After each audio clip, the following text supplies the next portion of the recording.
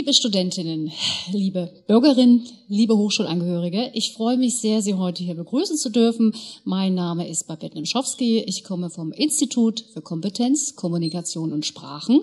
Dieses Institut richtet die Ringvorlesung aus. Heute ist die 4. Veranstaltung. Ich begrüße Sie ganz herzlich. Und ich freue mich, heute ankündigen zu dürfen, pünktlich ist sie angereist aus Dresden über die A4 ohne viel Stau, Frau Dr. Nadine Bernhardt.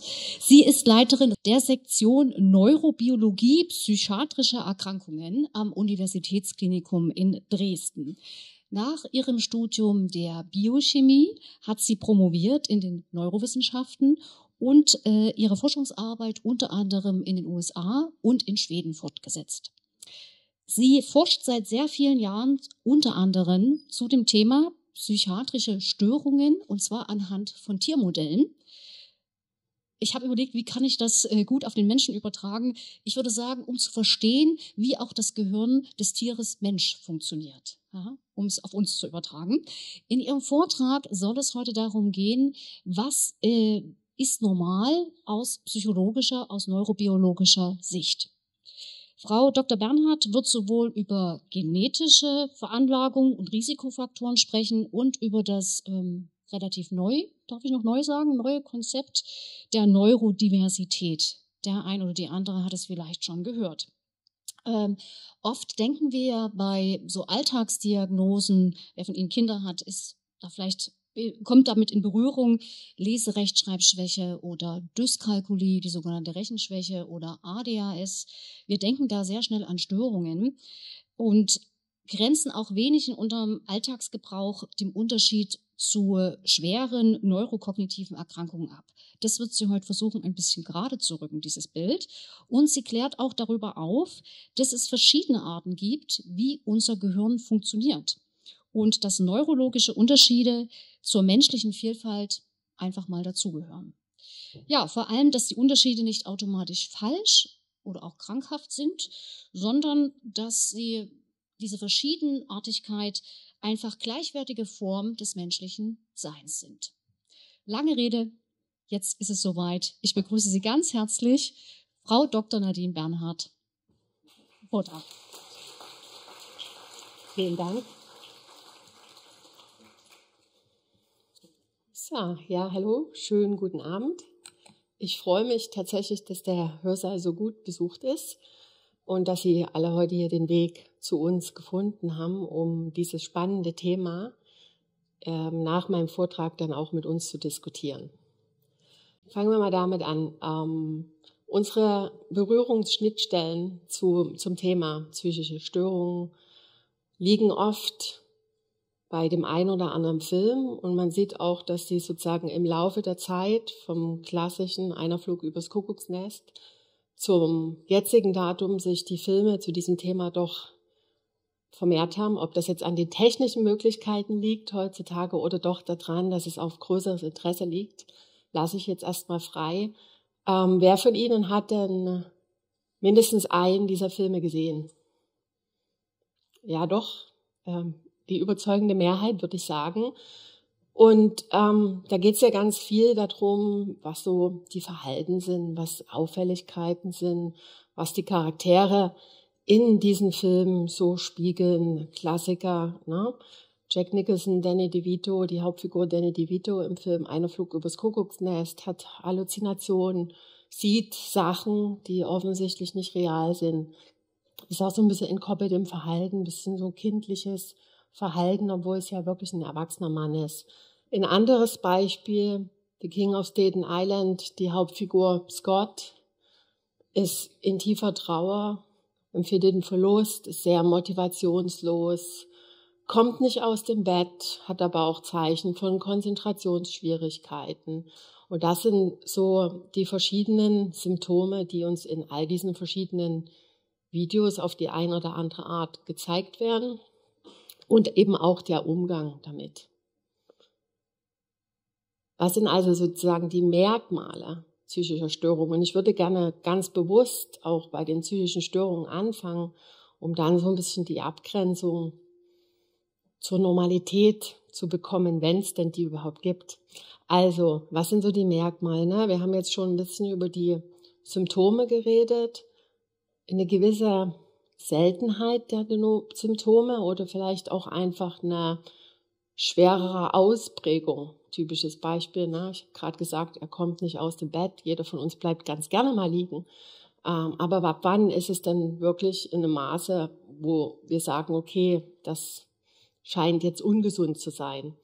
Also das Erste ist eben, dass die Symptome entweder selten sind oder in einer Schwere auftreten, wie wir sie jetzt nicht als gängig empfinden. Das andere, was dazu kommen kann, nicht muss, ist eine Verletzung der sozialen Norm.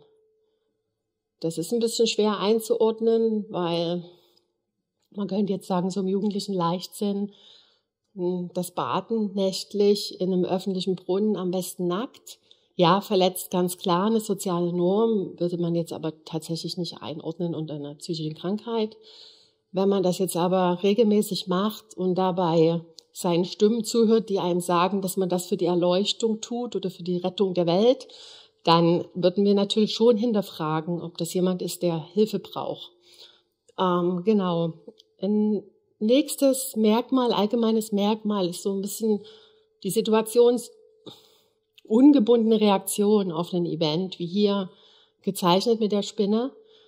Wenn man da wirklich tatsächlich laut schreiend, panisch losrennt, dann ist jeder andere im Raum vielleicht so ein bisschen erschrocken darüber, vielleicht auch beängstigt. Das wäre also sozusagen die Einordnung als unerwartetes Verhalten. All das führt dann ganz häufig zu einem anderen Merkmal, was wir als Funktionseinschränkung bezeichnet. Also, dass man sich nicht mehr im sozialen Kontext bewegen kann, dass man nicht mehr seine Arbeit verrichten kann. Und das natürlich ist verbunden sehr häufig, und das ist ein wichtiges Merkmal für psychische Störungen, mit einem individuellen Leidensdruck, also wirklich dem Empfinden dessen, dass es einem dabei nicht gut geht, dass man irgendwie nicht gut funktioniert, ja, und dass man letztendlich auch eine gewisse Hilfe sucht. Das ist aber auch kein zwingendes Merkmal. Es gibt auch psychische Störungen, da hat man keinen individuellen Leidensdruck. Beispiele wären dann Suchtthematiken, die noch nicht sehr stark ausgeprägt sind, oder auch Persönlichkeitsstörungen. Und als letztes Merkmal, was ich hier noch mit dargestellt habe, ist auch so ein sichtbar erkennbarer Hinweis darauf, dass diese Verhalten jetzt nicht aus einer wirklich offensichtlichen physischen, also körperlichen Störung resultieren. Wenn all die Merkmale zusammenkommen, in einer gewissen Ausprägung können dann gewisse Störungen diagnostiziert werden, von Angststörungen über Depressionen hin zu Substanzgebrauchsstörungen wie Alkoholsucht, aber auch seltenere wie die Schizophrenie, hatten gerade schon über diese typischen Kindheitsstörungen wie Autismus, ADHS geredet, aber auch Demenzerkrankungen, die meistens später auftauchen, gehören in dieses Spektrum psychische Störungen mit rein. Und die legen wir jetzt nicht einfach so fest. In dem klinischen Alltag werden die anhand von sehr dicken manualen Schriftstücken diagnostiziert. Da gibt es Kriterien dafür. Da geht es auch um die Stärke der Symptomatiken. Da habe ich die zwei mitgebracht, weil das sind die für uns relevanten. Einmal die internationale Klassifikation, die benutzt tatsächlich jeder Arzt. Da gibt es dann eine Nummer, wie bei jeder anderen Krankheit auch, die festgelegt wird, unter anderem für die Kassen. Und dann gibt's noch das spezifische psychiatrische Manual, das nennt sich DSM-5. Die helfen unter anderem dabei, die Störung zu diagnostizieren, also denen ein Label zu geben, um das mal so auszudrücken. Damit informieren sie natürlich auch die möglichen Therapieverfahren, wie man dann helfen kann. Und sie bilden auch die Grundlage für die Forschung. Jetzt habe ich zwar gerade gesagt, an sich sind die Symptome so weniger häufig und auch nicht schwer, aber jedes Krankheitsbild hat meistens auch eine ganze Reihe von Symptomen, meistens nicht nur eins.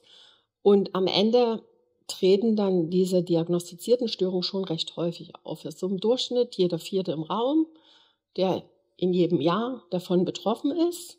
Ich würde mal denken, Sie stimmen mir zu, dass das jetzt nicht wenig ist.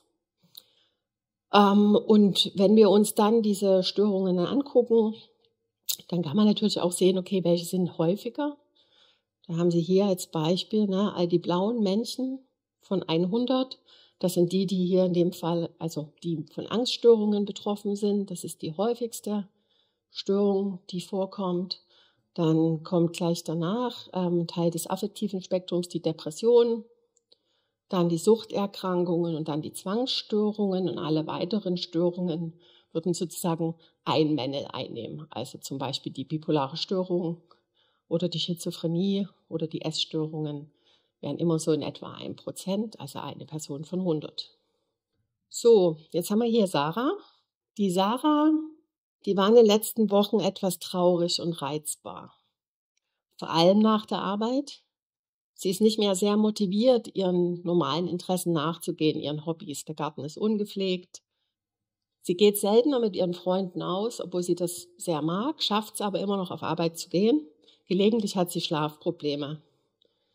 Im Groben und Ganzen ist ihre Arbeitsleistung aber normal und auch ihr Sozialleben. Das ist also nicht wesentlich beeinträchtigt. Dann haben wir Tom. Tom hat in den letzten Wochen zunehmend Schwierigkeiten, sich auf seine Arbeit zu konzentrieren. Er fühlt sich ständig erschöpft und hat keinen Appetit. Häufig zieht er sich von seinen Freunden und von seiner Familie zurück. Es fällt ihm schwer, Entscheidungen zu treffen und er verspürt oft das Gefühl, dass er sein Leben nicht ganz im Griff hat. Und dann haben wir Anna. Anna fühlt sich schon seit Monaten leer und traurig. Ihr Alltag ist von einer lähmenden Erschöpfung geprägt. Sie kann nicht arbeiten. Sie hat das Gefühl, dass alles in ihrem Leben bedeutungslos geworden ist. Sie zieht sich vollständig zurück, vermeidet den Kontakt zu Freunden und verbringt die meiste Zeit ihres Tages im Bett. Ihre Gedanken sind sehr von Schuldgefühlen geprägt, von Selbstvorwürfen. Und sie denkt immer häufiger, dass das Leben keinen Sinn hat. All das sind Ausprägungsstufen einer psychischen Störung. Weiß jemand im Raum, was ich gerade beschrieben habe? Genau. Wir haben hier sozusagen den Verlauf von einer leichten oder milden Verlaufsform zu einer sehr schweren Verlaufsform. Und es gibt Aspekte da drin, wie bei der ersten Beschreibung, wo wir sagen, ja, manchmal fühle ich mich auch appetitlos und gerade nach der Arbeit bin ich geschafft. Das geht mir jeden Tag so, wenn ich nach Hause komme. Da können wir alle noch mit klarkommen. Und es gibt aber auch schon Menschen, die selbst da schon sagen, okay, sie brauchen Hilfe, sie wollen das gerne wieder geändert haben, weil das sind sie nicht selber. Und die schweren Beschreibungen, die erklären sich sicherlich von alleine, dass man da wirklich Hilfe sucht und Hilfe braucht oder vielleicht keine sucht, aber vielleicht welche braucht. Gut, soweit zur Beschreibung. Ich würde jetzt versuchen, ein bisschen Ursachensuche zu betreiben. Und da fange ich immer gerne mit diesem Modell an, was so im Moment das gängige Modell ist, davon, wie verschiedene Faktoren zusammenwirken, also die Ursache von psychischen Erkrankungen oder Störungen nicht in einem grundlegenden Veränderung ist, sondern sogenannte multifaktorielle Facetten aufweist. Da haben wir die biologische, da werden wir gleich noch eine ganze Menge länger drüber reden. Die umfasst vor allen Dingen unsere genetische Veranlagung und auch sichtbare, mehr oder weniger sichtbare Veränderungen im Gehirn, in der Struktur, wie das Gehirn funktioniert und wie die Zellen im Gehirn miteinander kommunizieren. Dann haben wir die sogenannten psychologischen Faktoren. Das sind so die individuellen Denk- und Verhaltensmuster, die Persönlichkeitsmerkmale. Das sind so eine Sachen wie komme ich mit Stress klar, wie kann ich Stress bewältigen, wie verarbeite ich Emotionen, bin ich sehr emotional, bin ich rational. Aber auch negative Denkmuster, klassisches Beispiel, ist das Glas halb voll oder halb leer? Das ist sozusagen die Facette der psychologischen Faktoren. Und dann haben wir noch die sozialen Faktoren, die Einflüsse aus unserer direkten Umwelt, aus unserem Sozialgefüge. Sind wir familiär integriert?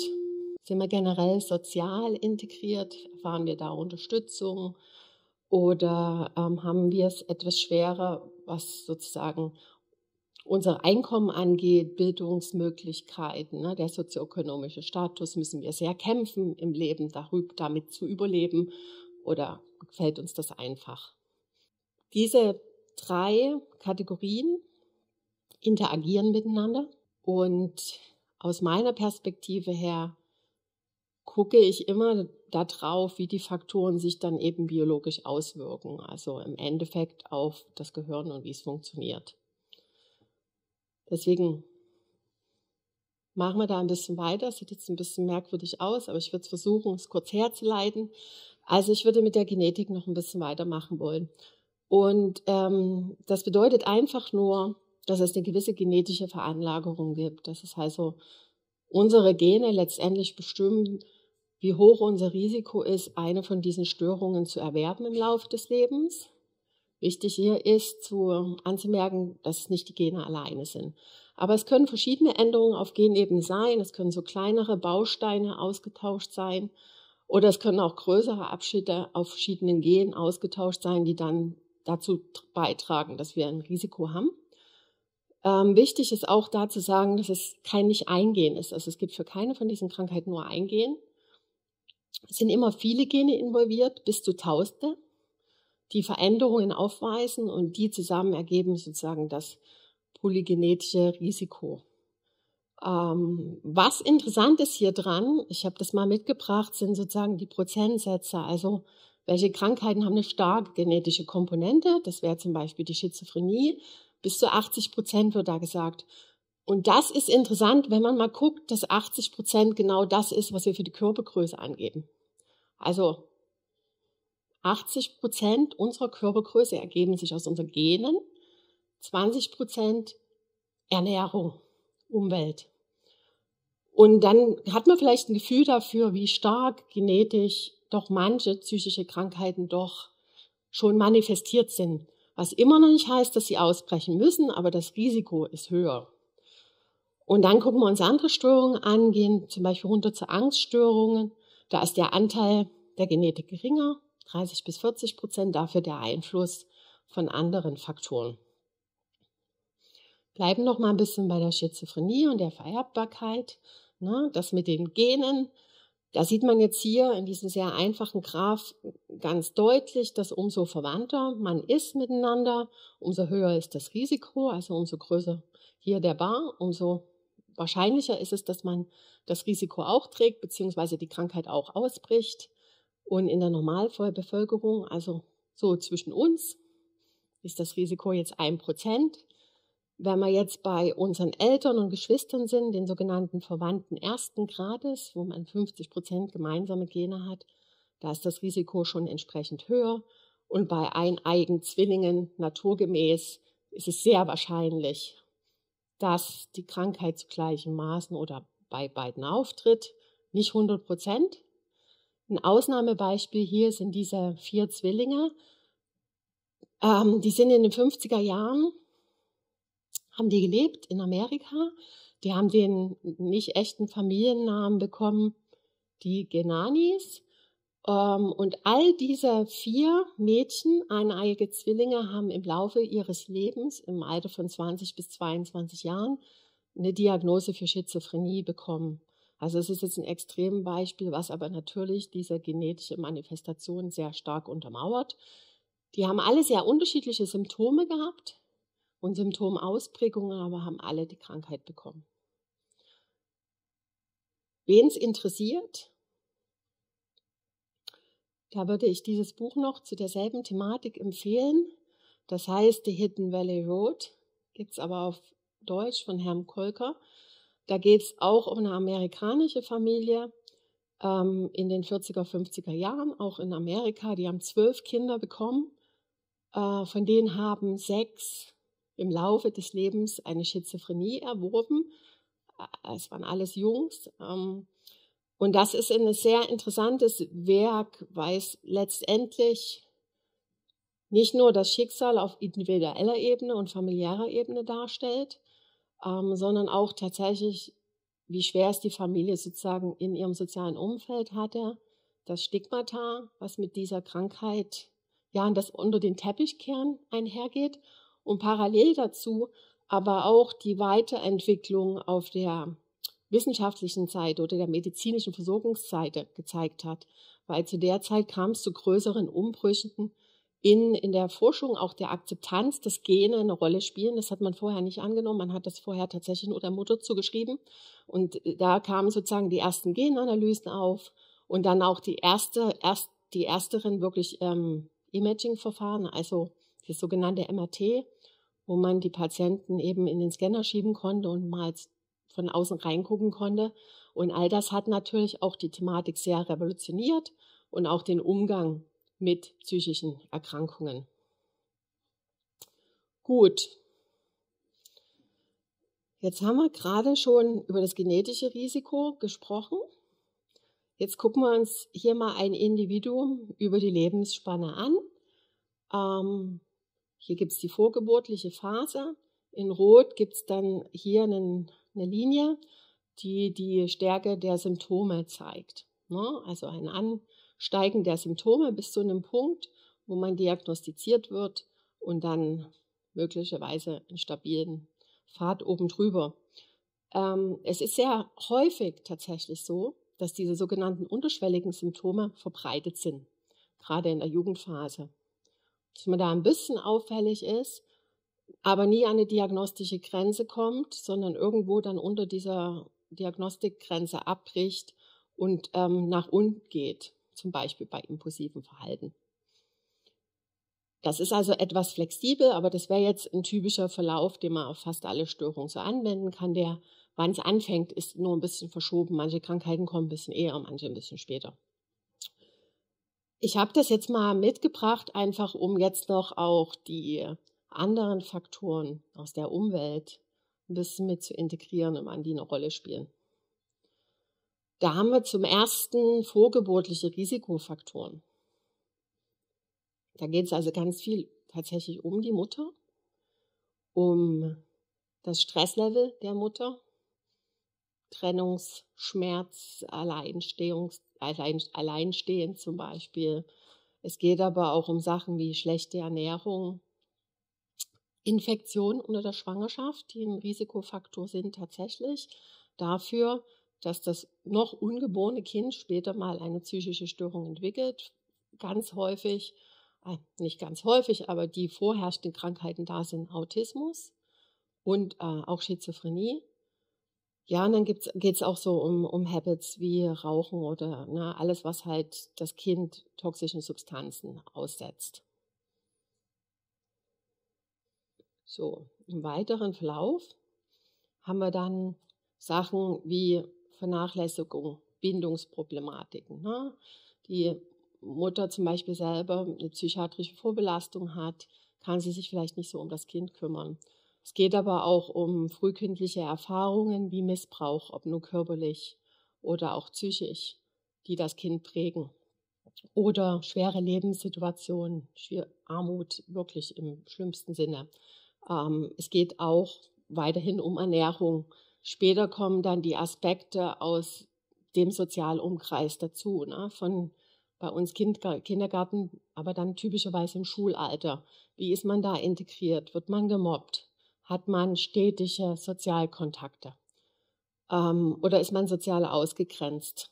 Auch da spielen weiterhin Sachen eine Rolle wie instabile Situationen in der Familie, wenn sich die Eltern trennen und man stark darunter leidet. Dann kommt es natürlich auch zu den mehr psychologischen Faktoren, weil in dieser Phase der späten Kindheit, Adoleszenz, bildet man ja dann auch so seine eigenen Persönlichkeitsmerkmale aus. Wie gehe ich mit diesen Problemen um? Wie kann ich das handhaben? Flüchte ich mich dann in meine Ecke im Zimmer und gehe aus jedem Kontakt raus? Das spielt dann da auch eine Rolle und prägt sozusagen den weiteren Verlauf dieser Linie. Und dann kommt auch Substanzkonsum mit dazu. Da betone ich jetzt zurzeit ganz gerne, es sind ganz wichtige Substanzen, die wirklich prägend sein können für die weitere Entwicklung Cannabis. Es ist ein ganz großer Faktor für die Entstehung von Psychosen. Da gibt es sehr viele wissenschaftliche Studien zu, die das zeigen, dass man damit wenn man schon eine gewisse Prädisposition hat, durchaus häufig Psychosen triggern kann und damit auch den Übergang zu einer Schizophrenie. Substanzkonsum im Sinne von Alkohol ist sowieso ein Faktor, der stark mit beiträgt.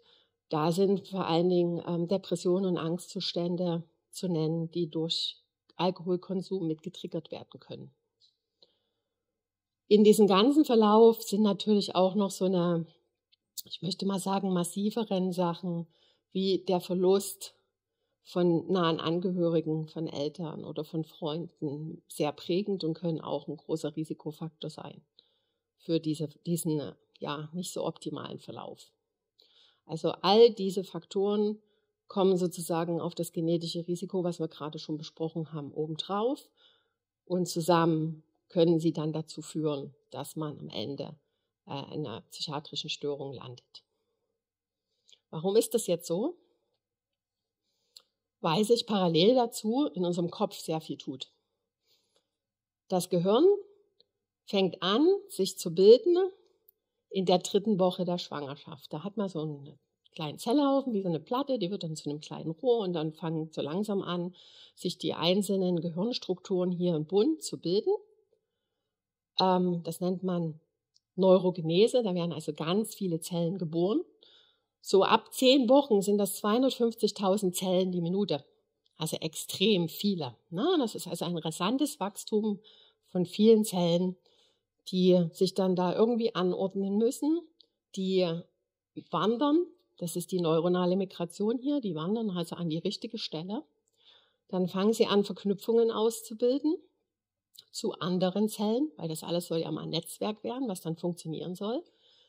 Und dann müssen sie auch noch Fasern, also aussenden, um die anderen Zellen überhaupt zu finden. Manchmal länger, manchmal kürzere Strecken dabei zurücklegen. Wenn man dann geboren wird, dann hat man ungefähr 100 Milliarden von diesen Zellen im Gehirn. Die werden dann optimiert. Dann kommt natürlich ganz viel Input von außen.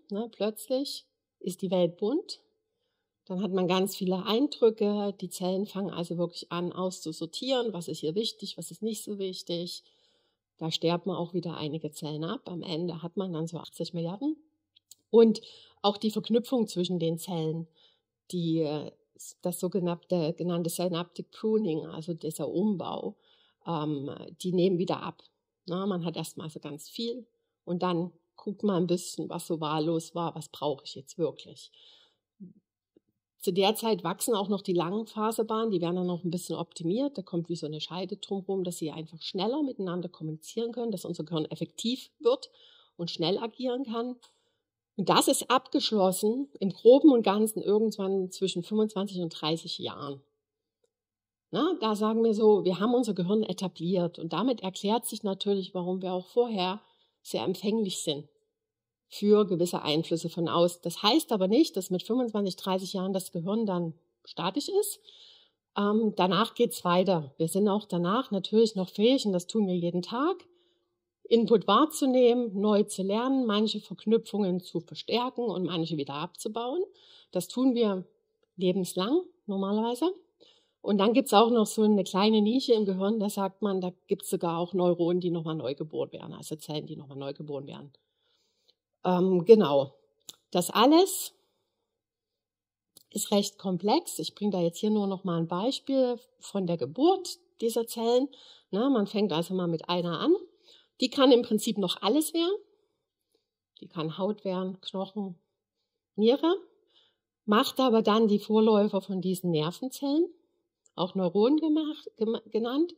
Und man sieht es hier auch in der Struktur, ändern die sich. Wir haben Vorläufer, die werden immer komplexer, die bilden so ihre Branches aus, also wie so ein Baum, mit dem sie sich dann eben verknüpfen können. Und an diesem Baum finden sich dann diese kleinen Spitzen, wo dann die anderen Zellen rankommen. Und darüber nehmen sie dann ganz viele Informationen auf. Und wenn sie sich dann integriert haben in ihr Netzwerk, mit 1000 anderen Zellen sich verknüpft haben, dann haben wir diese großen Netzwerke, die dann hoffentlich funktionabel sind. Oder wenn eben auf dem Weg, was nicht so optimal funktioniert hat, man sich mit der falschen Zelle verknüpft hat, dann eben nicht ganz so funktionieren oder anders funktionieren. Nun haben wir nicht nur ein Neuron, wir haben ganz viele verschiedene und die machen gefühlt auch alle was anderes. Ne? Es ist also nicht jedes Neuron oder jede Nervenzelle macht dasselbe. Auch da, das nennt man Differenzierung, die legen sozusagen fest, irgendwann in dieser Entwicklung, was sie mal machen wollen. Da können Fehler passieren und dann wird man doch was anderes. Dann haben wir diese Wandlung, die ich vorhin schon angesprochen habe, die ist sehr wichtig, vor allen Dingen in unseren höheren Denkregionen, in unserem Kortex. Da ist es nämlich tatsächlich wichtig, wenn man hier unten geboren wird, dass man dann im Laufe der Zeit vielleicht in den äußersten, sogenannten, in die äußerste Schicht wandert und nicht in der dritten Schicht hängen bleibt. Und das passiert zum Beispiel, da gibt es Evidenz, dass das bei der Schizophrenie so ist, dass die sich sozusagen verlaufen und damit natürlich auch ihre Funktion nicht so ausführen können, wie man das normal unter einer normalen Entwicklung hätte. Dann haben wir gerade schon über die Verknüpfung geredet. Ich hatte ja gesagt, mit diesen kleinen Bäumchen gerät dann ein Neuron mit dem anderen in Kontakt. Da haben wir diese sogenannten Synapsen oder Verknüpfungen. Darüber werden Botenstoffe ausgetauscht. Wenn die miteinander reden wollen, dann können die das tun mit Botenstoffen. Und das ist auch ein ganz essentieller Schritt, der bei einigen Störungen verändert ist. Da könnte man zum Beispiel über die Depression reden. Da werden halt weniger Neurotransmitter, also Botenstoffe zwischen den Synapsen ausgetauscht. Und dann hatten wir gerade schon besprochen, das große Aufräumen. Ich hatte ja gesagt, erst ganz viele Verknüpfungen, dann gucken wir, was ist sinnvoll, was brauchen wir wirklich. Das ist hier nochmal angedeutet mit so einem Bild. Das ist also sozusagen die Menge der Verknüpfungen zur Geburt. Die wird dann wirklich im Kindesalter extrem, geht die nach oben, Billiarden von Verknüpfungen. Und dann wird sortiert und dieses Aufräumen, da kann es zu Fehlsteuerung kommen. Zum Beispiel bei Autismus ist das eine Hypothese, die mit Daten natürlich unterlegt ist, dass man da mehr Verknüpfungen behält, also weniger aufräumt und damit sozusagen überlastet ist mit diesen Sinneseindrücken von außen. Jetzt haben wir viel über die Biologie geredet. Jetzt würde ich kurz zum Thema Neurodiversität kommen. Ich glaube, das ist jetzt hier ein ganz guter Punkt, weil ich habe ja jetzt schon gezeigt, okay, das ist alles sehr komplex, da passieren viele Sachen mit vielen Zellen und irgendwie liegt es ja auch oder klingt es ja ganz intuitiv, dass da der Weg nicht immer gerade ist. Da können halt Sachen mal passieren, viel wird kompensiert, das Gehirn ist recht flexibel. Und letztendlich ist die Idee der Neurodiversität aus der Autismusbewegung geboren worden in den 1990er Jahren durch Interessengemeinschaften. Ja, da letztendlich nicht ganz so negativ drauf zu gucken. Ich drücke es mal so aus. Also sozusagen auch positive Aspekte zu sehen, die Stärken und Fähigkeiten von jemandem, der mit so einer Krankheit diagnostiziert wird. Oft ist ja so, dass Kinder, die autistische Störungen haben oder auch andere Verhaltensstörungen, besondere Fähigkeiten haben, zum Beispiel im Bereich von Rechenleistungen oder darin Sachen sehr akribisch zu machen. Also da kam so die Idee her, also die natürliche Variation und deren Vorteile zu sehen und nicht nur dieses negative Label, das ist eine Krankheit. Das ist die Idee dahinter. Die akzeptiert aber durchaus, dass das alles biologisch basiert ist und dass es da eine biologische Varianz gibt.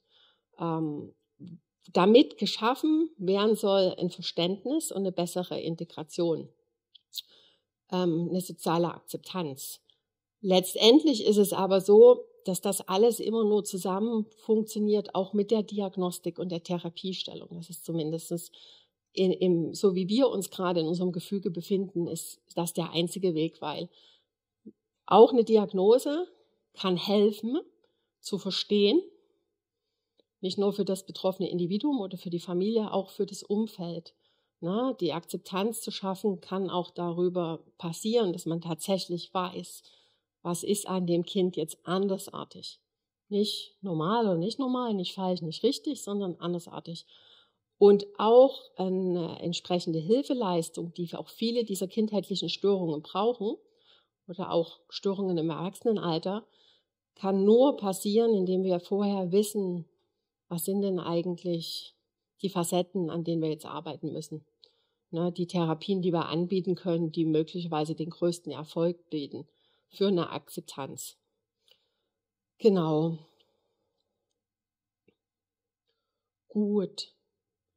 Ich würde jetzt also nochmal mit ein paar doch plakativen Bildern so eine Idee davon schaffen wollen, dass tatsächlich es zu ganz vielen Änderungen im Gehirn kommt oder kommen kann, die wir bei psychischen Störungen finden. Und das erste ist jetzt hier mal ein Bild von einem gesunden und einem Autismus-Menschen, später natürlich, ne, mit dem Neuron, die wir gerade besprochen haben. Und das ist jetzt nur so ein ganz kleiner Einblick, wo man eben sieht, was ich gerade schon gesagt habe. Wir haben eine gewisse Anzahl von diesen Zacken, die die Verknüpfungen letztendlich bilden. In dem Gesunden und in jemanden, der diagnostiziert wurde, haben wir ganz viele davon. Also was ich gerade gesagt habe, da wird nicht so gut aufgeräumt, da gibt es zu viele Synapsen, zu viel Input, der nicht so gut gefiltert werden kann. Dann haben wir hier ein Beispiel von Scan durch ein menschliches Gehirn. Das ist jetzt sozusagen digital geschnitten, dass man reingucken kann. Und man sieht jetzt hier in dem gesunden oder nicht depressiven Beispiel sehr viel Aktivität anhand von diesen gelben Flecken. Ne?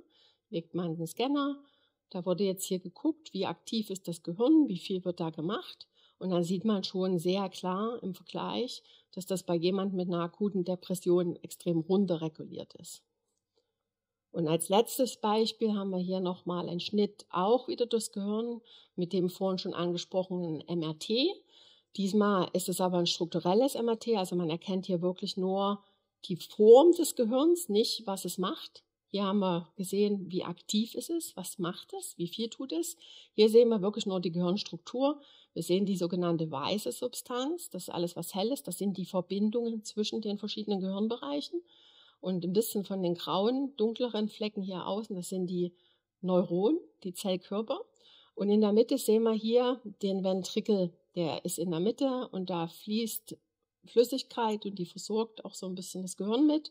Und da sehen wir, dass in einem Kranken, also einem Schizophrenie-Beispiel, diese Ventrikel extrem groß sind. Na, also man sieht hier, dass der Ventrikel in der Mitte wesentlich größer ist als im Vergleichsbild. Und das ist so eine Reflexion davon, dass das Gehirn tatsächlich strukturell sehr stark verändert ist und dass man annimmt, dass in der Schizophrenie wesentlich weniger Gehirnmasse in wichtigen Bereichen vorhanden ist und dass deswegen anders funktioniert. Also, das ist jetzt, wie ich schon gesagt habe, plakativ. Das sieht man jetzt nicht in jedem. Ich kann nicht jeden in den Scanner schieben und dann sagen, der hat die und die Krankheit. Aber wir finden sichtbare Veränderungen, die mit dem Zustand sozusagen zusammenhängen.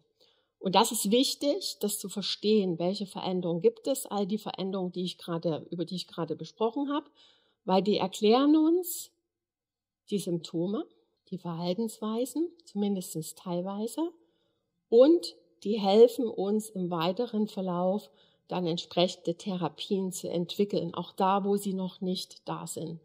Und das ist auch wichtig, weil wir im Endeffekt im Moment in dem Status, wo wir gerade sind, auch in unserer Klinik, aber überall, den meisten Menschen nicht optimal helfen können. Das, was wir zurzeit zur Verfügung haben, pharmakologisch, therapeutisch und auch mit Hirnstimulationsverfahren, hilft für die meisten nicht gut genug. Und auch mit unseren zur Verfügung stehenden Treatments fallen viele wieder zurück in ihre Störungsbilder und in ihre damit zusammenhängenden Probleme. Und deswegen bin ich sozusagen sehr dafür, wie natürlich auch in unserer Klinik und weltweit, da weiter aktiv Forschung zu betreiben, was die grundlegenden biologischen Ursachen angeht und wie die eben zusammenhängen mit den verschiedenen anderen Einflussfacetten, die wir soeben besprochen haben. Gut, damit bin ich durch. Hier nochmal ein schönes Bild, was so ein bisschen die Vielfalt der Neuronen, also der Zellen im Gehirn reflektiert. Das habe ich nicht gemalt und auch sonst niemand. Das hat man tatsächlich genetisch durch die Arbeit mit Modellen so gewinnen können, diesen Insight da rein, dass wirklich jede Zelle anders ist. Das wird hier reflektiert durch diese Farben. Und ich danke Ihnen damit für Ihre Aufmerksamkeit.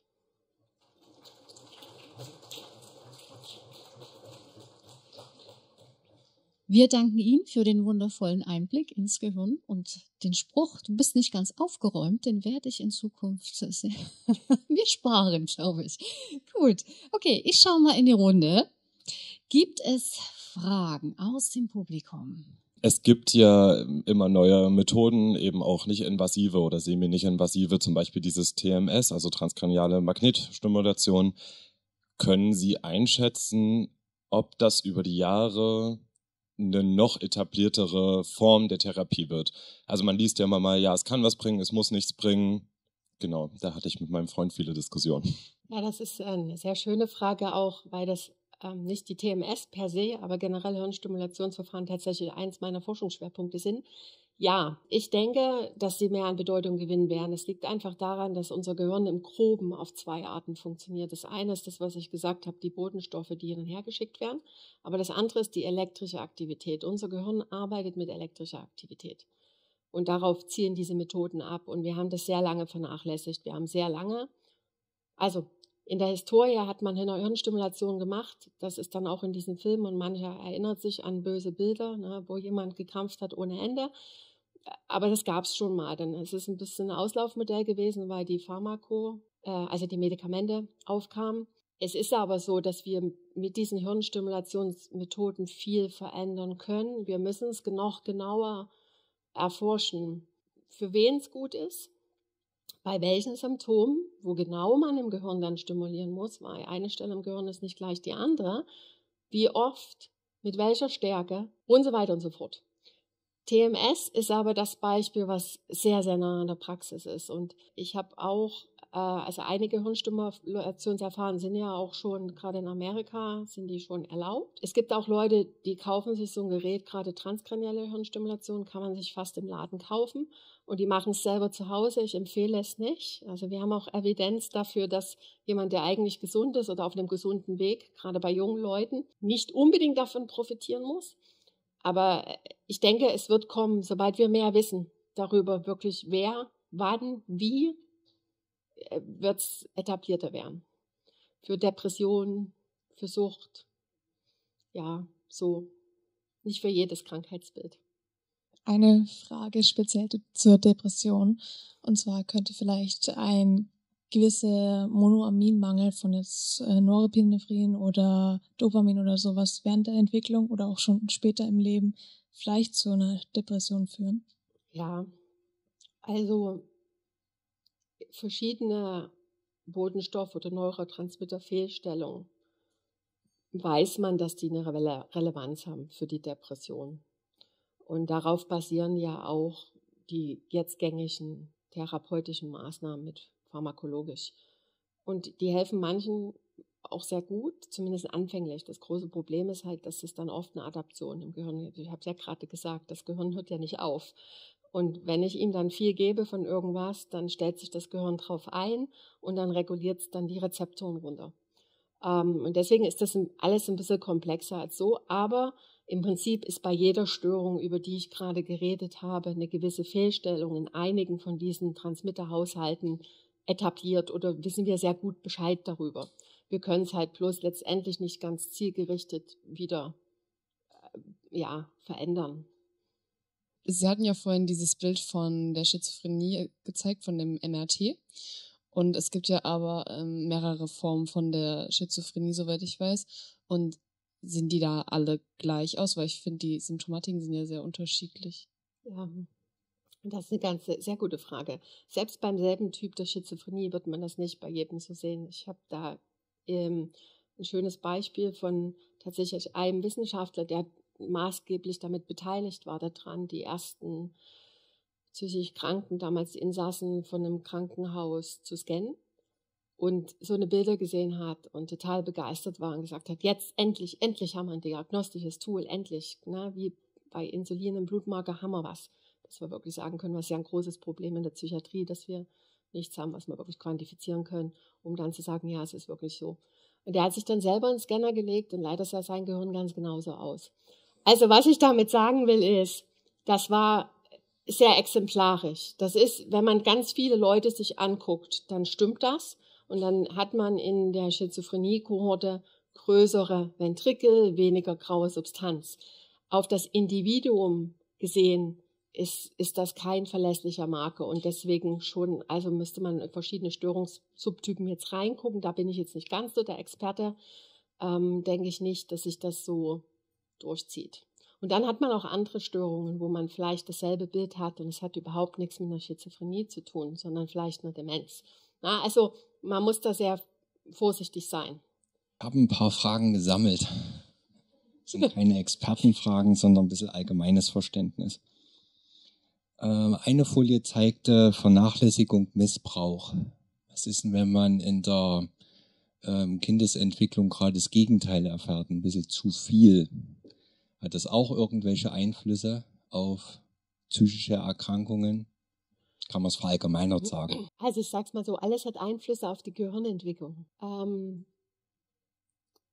In dieser nachgeburtlichen Phase bin ich nicht der Experte. Ich mache mehr das Vorgeburtliche. Ich habe noch nichts gehört davon, dass sozusagen zu viel Hege und Pflege direkt dazu führt, dass gewisse Störungen auftreten. Ich denke aber, dass da auch noch viel Forschungspotenzial da ist. Na, weil das spielt ja jetzt auch vielleicht so ein bisschen auf die gesellschaftliche Entwicklung hin der letzten Jahre. Und ich sage jetzt mal die Helikoptereltern, so ein bisschen plakativ. Die gibt's ja jetzt noch nicht so lange. Und es ist sehr schwierig, dass jetzt gerade, also ich mache jetzt nicht nur Modellstudien, wir machen auch Humanstudien, beziehungsweise wir integrieren die immer, die Humanstudien mit den Modellstudien. Es wäre ganz schwierig, dafür ein gutes Design in den Menschen zu entwickeln, weil dann meistens so viele andere Faktoren ja noch mit einer Rolle spielen. Und das ist ja auch der Grund, warum wir dann in Modelle gehen. Und wenn ich mir jetzt überlegen müsste, wie ich das im Modell mache, komme ich auch recht schnell an meine Grenzen. Also ich glaube, es ist eine schwierige Fragestellung. Prinzipiell ist es aber durchaus möglich, dass auch eine sehr überbehütete Kindheit zu Veränderungen im Gehirn führt. Das tut es bestimmt. Ob das dann dazu führt, dass gewisse Krankheitsmerkmale auftreten, das weiß man noch nicht. Thema Gehirnzellen und so weiter. Theoretisch müssten ja dann alle Menschen gleich ausgestattet werden und trotzdem findet man ja Unterschiede, IQ-mäßig, bla bla bla. Hat dann die soziale Herkunft einen Einfluss oder ist es wirklich pauschal, jeder startet gleich und der eine hat Glück, der andere hat weniger? Nee, wir sind ja schon durch unsere Gene nicht gleich ausgestattet. Ne? Also auch da, und die spielen ja eine ganz große Rolle bei der Gehirnentwicklung. Letztendlich haben sich die Gene durchgesetzt, dass man sich doch irgendwie entwickelt. Ne? Aber nein, da sind wir schon grundlegend verschieden. Und Herkunft spielt eine Rolle, egal ob es jetzt sozusagen, welchen Genpool man hat, ne, ist, also wo auf der Welt man herkommt, oder auch aus welchem Milieu. Aber das korreliert dann schon wieder oder interagiert schon wieder sehr stark dann natürlich mit so den Sachen wie sozioökonomischer Status der Eltern, Ernährung. Ne? Also das ist schwierig aufzudröseln. Also der Startpunkt ist wirklich letztendlich für alle irgendwie verschieden und durch jede Sekunde mehr, ob nun pränatal oder postnatal, wird er noch verschiedener.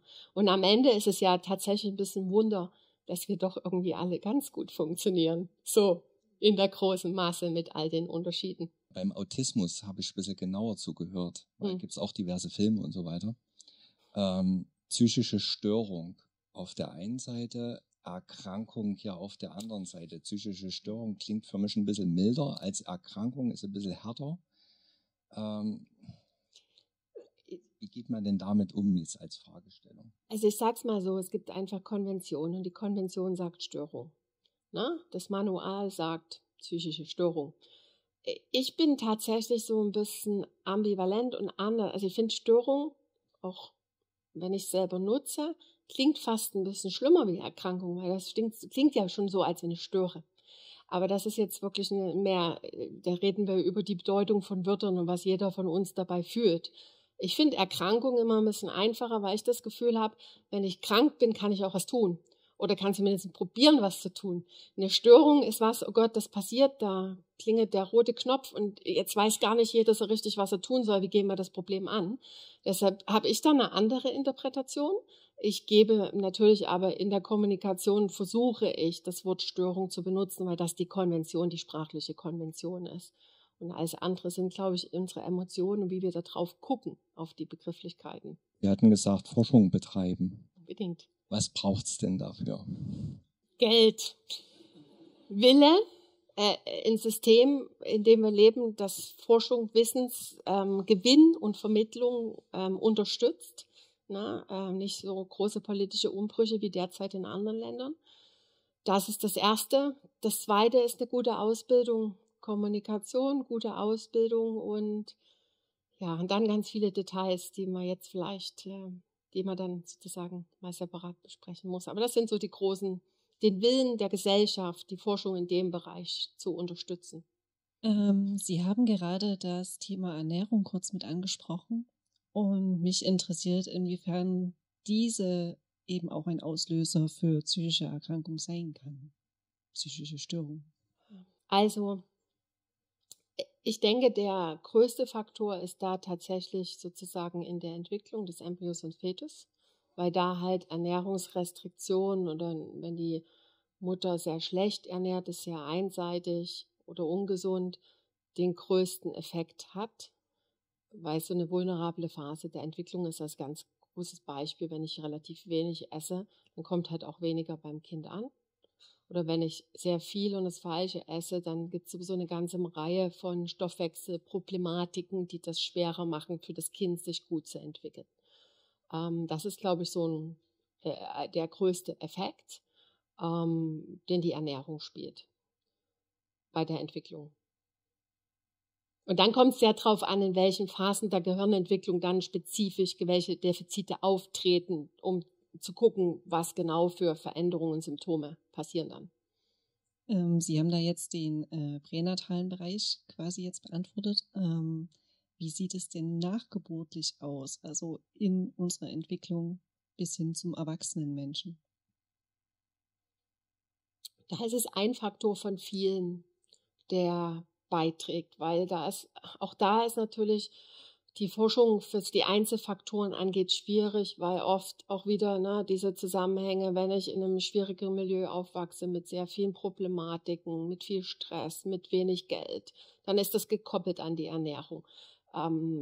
Also auch da ist es ein Faktor von vielen, der sein kleines Mühe mit dazu beiträgt. Aber letztendlich, das ist ja die ganze Idee dessen bei all diesen Krankheitsbildern. Und zwar habe ich folgende Frage bezüglich die Einflussfaktoren von Kindern und dem Alter, in welchen diese diverse Medien konsumieren, bezogen jetzt auf das Alter, wo man TikTok konsumieren sollte oder irgendwelche YouTube-Shorts und unkontrollierter Zugang dazu, weil ich das bei uns in der Einrichtung ganz oft erlebe, dass Kinder, ich bin in der Grundschule tätig, Medien konsumieren und dass die Eltern ganz unverantwortlich damit umgehen und selbst Sachen in einem Alter von 6, 7 schon sehen, die eigentlich erst ab 18 wären. Haben Sie da können Sie da eine Aussage dazu treffen? Ich kann nur die generelle Aussage dazu treffen, dass erstens starker Medienkonsum natürlich damit einhergeht, dass man viele andere Sachen nicht mehr macht, die gut sind für die Gehirnentwicklung. Also sich an der frischen Luft bewegen, viele Sachen sehen, all die Sinneseindrücke aufnehmen, die man sonst gehabt hätte. Das ist definitiv sicherlich kein Vorteil. Auch die körperliche Beschränkung, damit ist man schon mal nicht mehr gut durchblutet, da kommt nicht mehr genug Sauerstoff und Nährstoffe im Kopf an. Also da können wir schon eine ganze Reihe von den Sachen. Inhaltlich. Da kam jetzt vor kurzem eine Studie zu raus, ich weiß jetzt ad hoc nicht von wem, aber genau zu dieser Thematik, dass die Kinder eben den Konsum nicht regulieren können. Sowohl inhaltlich als auch in der Zeit. Also, dass wir denen zu viel zumuten, auch als Eltern zum Teil, weil wir selber sehr stark eingebunden sind, was das angeht, und weil es auch einfach technisch schwierig ist. Also, außer man nimmt das Ding weg. Ne? Ich habe selber 3 Kinder, ich weiß da, wovon man redet. Es ist definitiv so, dass die Kinder nicht damit umgehen können. Das hat diese Studie gezeigt und dass es für alle Beteiligten besser wäre, wenn wir den Konsum von diesen Medien bei Kindern sehr, sehr, sehr, sehr stark einschränken würden. Wie man es in der Praxis umsetzt, schwierig.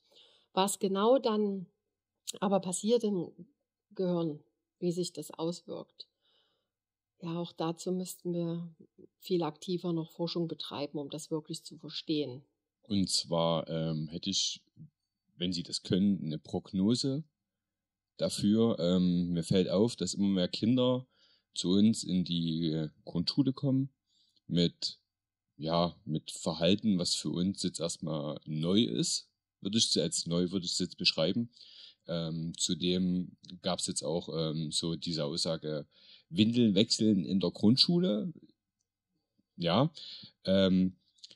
was denken Sie, was das für eine Tendenz hat? Weil man ja schon beobachten kann, dass sich das dahingehend immer mehr verschärft, dass Kinder nicht mit dem Entwicklungsstand in die Grundschule kommen, den sie eigentlich bräuchten, um den Anforderungen gerecht zu werden, die dort gefordert werden. Ich glaube, das ist eher eine gesellschaftliche Perspektive. Ich würde es jetzt nicht primär dem Medienkonsum zuschreiben. Aus meiner Erfahrung heraus, das hat Vor- und Nachteile, aber wenn ich mich erinnere, wie ich aufgewachsen bin, da war halt alles noch viel mehr so ein gesellschaftlicher Konsens. Und natürlich hatten die Eltern auch eine Meinung oder eine primäre Meinung, aber es gab halt einfach viel drumherum, wo man an einem Strang gezogen hat. Und das geht ja heute schon ganz zeitig los bei dem Thema aufs Töpfchen setzen, was ja ein Streitthema für sich ist und kann jeder drüber denken, wie er das gerne möchte. Aber natürlich ist es für einen Kindergartenbetrieb jetzt gar nicht so schlecht, wenn man die alle gleichzeitig draufsetzt. Und dann kann man natürlich auch sagen, und es ist auch zweifelhaft wirklich, ich denke auch nicht wirklich wissenschaftlich nachgewiesen, dass ein Kind wirklich eine Störung davon kriegt, wenn es auf den Topf gesetzt wird. Aber dafür muss man trotzdem ja einen Konsens haben, also alle müssen am Strang ziehen. Ne? Wenn der Kindergarten das so macht und die Gesellschaft dahinter steht, dann müssen die Eltern mitziehen. Und heutzutage ist es halt häufig so, dass weder die Eltern noch die Kinder mitziehen müssen. Und damit passiert so eine Gemengelage. Und mit diesen kleinen Schritten, die werden ja dann im Lauf der Entwicklung, kleine Probleme, kleine Kinder, große Probleme, große Kinder, natürlich nicht weniger. Ne? Wenn man dann immer sozusagen, ja, sind wir auch wieder vielleicht auch bei der Thematik Helikoptereltern. Es ist für uns sicherlich von Vorteil, wir sind soziale Wesen, wenn wir uns auch manchmal an soziale Normen anpassen und nicht immer nur an unseren eigenen Willen. Und das würde bei sowas helfen, hat aber sicherlich jetzt hat jetzt nichts mit dem Thema psychische Störung primär zu tun, sondern mehr mit dem, wie integrieren wir uns in die Gesellschaft und wie schaffen wir das zusammen, gewisse Werte zu haben.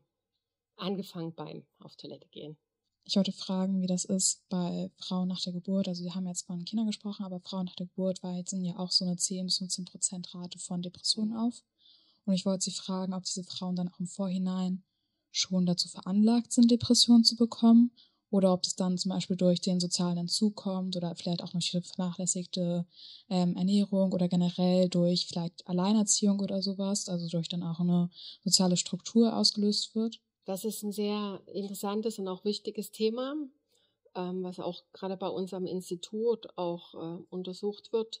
Und es ist tatsächlich so, dass man da nicht alle Frauen über einen Kamm scheren kann. Es gibt Frauen, die haben vorher schon gewisse Tendenzen oder auch Störungsbilder oder auch schon manifeste Störungsbilder und dann haben die natürlich ein Problem dann in der Umstellung, die hormonelle Umstellung auch der Medikamenten. Also wenn man jetzt zum Beispiel eingestellt ist und dann in der Schwangerschaft die Medikamente wegen dem Kind nicht mehr nehmen möchte, dann passiert das. Und dann gibt es aber auch Frauen, bei denen passiert das vollkommen unerwartet, ohne offensichtliche Risikofaktoren. Also im Prinzip kann das jedem passieren. Und was da auch noch so ein bisschen eine Rolle spielt, ist ja auch so ein bisschen der Druck von außen. Ne? Also ich meine, da ist man schwanger und alle finden, das ist toll und dann soll man das auch selber denken. Vielleicht tut man es nicht, aber nicht, weil man es nicht will, sondern weil eben so ein Zustand losgeht. Und dann will man da auch nicht drüber reden und dann wird es natürlich auch nicht besser.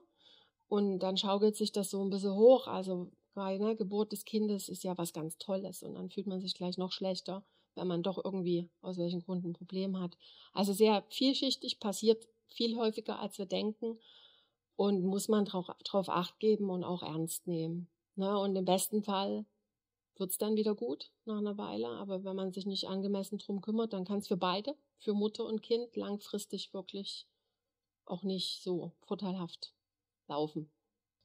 Ja, ich habe noch mal eine Frage zu den Persönlichkeitsstörungen. Die sind ja jetzt, sagen wir mal, erstmal nicht zur Sprache gekommen.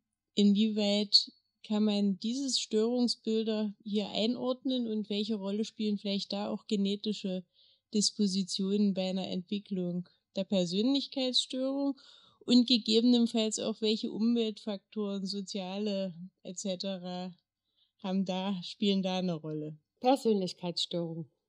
Schwieriges Feld. Muss ich auch ehrlich zugeben, ist kein Feld, was in meinem Umfang, eben an meinem Umkreis beforscht wird. Also weder im klinischen Setting, im Modellsetting schon gleich gar nicht. Es hat, wie alle Erkrankungen, definitiv auch eine genetische Komponente. Es ist schwierig und sehr facettenreich vom Ausprägungen her. Es gibt so viele Subtypen von Persönlichkeitsstörungen. Die Abgrenzungen sind sehr schwierig und die Erforschung ist sehr schwierig.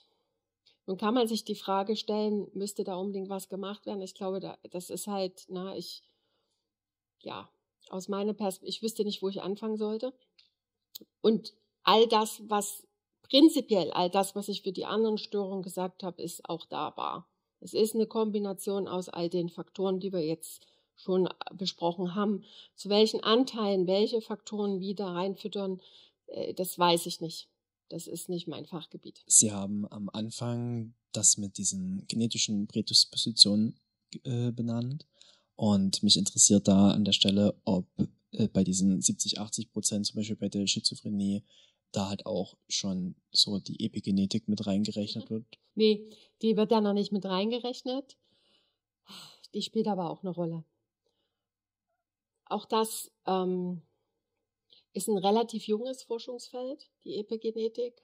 Das heißt letztendlich sozusagen, was für ein Fingerabdruck gewisse Erfahrungen auf den Gen hinterlässt, um das jetzt mal zu übersetzen. Wenn man sich die Evolution anguckt, ist das, glaube ich, ganz klar, dass es auch eine Rolle spielt. Im Endeffekt ist es ja immer alles ein Zyklus. Ne? Wir haben Verhalten, das prägt so ein bisschen unsere Gene, wir geben das weiter und dann setzt sich's fort. Und damit tut die Epigenetik natürlich auch gewisse Verhaltensmuster verstärken. Was man weiß, ist, dass es über Generationen hinweg so ein epigenetischer Footprint tatsächlich sich manifestiert und auch zeigt. Zum Beispiel für die stressassoziierten Phänotypen oder auch für die immunologischen. Also die zeitlichen Stressfaktoren, da sieht man, dass dieser epigenetische Fingerprint weitergetragen wird über Generationen und das auch eine Möglichkeit ist, unabhängig von den reinen Genen, wie es dann vererbt wird. Aber bei den Zahlen, die ich jetzt gezeigt habe, die sind rein. Ja, mehr oder weniger rein genetisch. Gute Frage. Müsste ich nochmal drüber nachdenken, ob man das da überhaupt so auseinanderdröseln konnte. Aber ja. Ich habe nur bezüglich eine Verständnisfrage. Bezüglich des Medienkonsums von Kindern. Sehe ich das denn richtig, dass die Kinder, die heutzutage aufwachsen, ich habe da so ein ganz klares Bild, eine Mama kommt auf unseren Schulhof und das Kind hat ein Handy in der Hand und das Kind ist vielleicht 3.